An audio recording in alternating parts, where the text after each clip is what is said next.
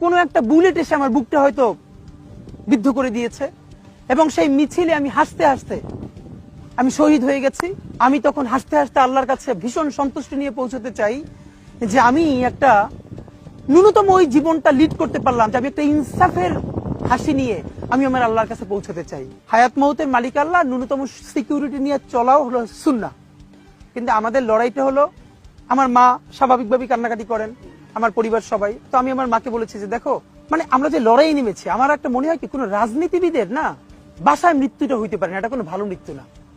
যিনি রাজনীতি করেন, যিনি লড়াই করেন, যিনি বিপ্লবী, যিনি সংগ্রামী, তার মৃত্যুটা হবে একটা সংগ্রামের মধ্য দিয়ে, একটা রাজপথে, একটা গ্লোরির মৃত্যু।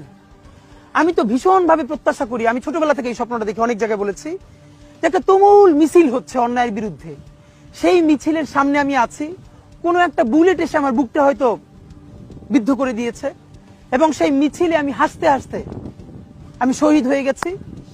এবং সবাই যখন মৃত্যুটাকে ভীষণ ভয় পায়, আমি তখন হাসতে হাসতে আল্লাহর কাছে ভীষণ সন্তুষ্টি নিয়ে পৌঁছতে চাই যে আমি একটা ন্যূনতম ওই জীবনটা লিড করতে পারলাম, যে আমি একটা ইনসাফের হাসি নিয়ে আমি আমার আল্লাহর কাছে পৌঁছতে চাই।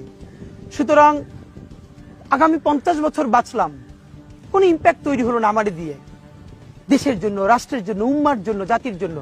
কিন্তু আমি ধরেন 5 বছর বাঁচলাম, সেটার মধ্য দিয়ে যদি আগামী 50 বছরের ইম্প্যাক্ট তৈরি হয়, তাহলে অনেকদিন বেঁচে থাকায় কি সাফল্যের বলেন? শহীদ প্রেসিডেন্ট জিয়াউর রহমান কয়টা দিন বেঁচেছেন, কিন্তু ভাবেন আজকে পর্যন্ত উনি আমার অনুপ্রেরণা।